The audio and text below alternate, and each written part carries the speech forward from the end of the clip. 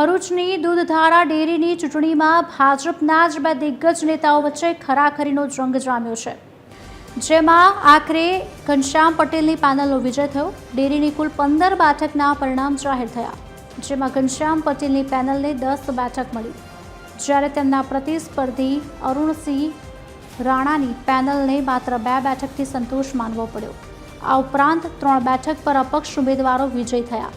આ જીત સાથે ઘનશ્યામ પટેલ ફરી એકવાર દૂધધારા ડેરીના ચેરમેન બનશે તે નિશ્ચિત છે। વિજય બાદ ઘનશ્યામ પટેલે કહ્યું કે મતદારોએ દાબ દબાણ અને પૈસાની રાજનીતિને જાકારો આપ્યો। તેમણે આ જીતનું શ્રેય ભાજપના પ્રદેશ અધ્યક્ષ CR પાટીલને આપ્યો।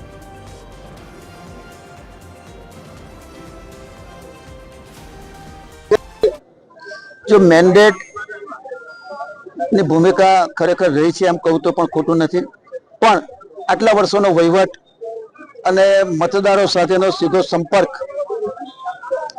અને પ્રેમ ભાવથી જે વહીવટ કર્યો છે એનું આ પરિણામ છે। બાકી સામે પક્ષે દાદાગીરી, પૈસાની રેલમછેલ, નોકરીઓ આપવાનું કામ અને જેટલા પણ વાત કરું એ ઓછા પડે એ પ્રકારનું વાતાવરણ સામેથી ક્રિએટ થયું હતું। પણ કોઈ પણ જાતના દાબ દબાણને કોઈ ગભરાટમાં આવ્યા વગર મતદારે મક્કમતાથી જે મતદાન કર્યું છે, ખરેખર આ મતદારોને મારે જેટલા પણ અભિનંદન આપું એટલા ઓછો।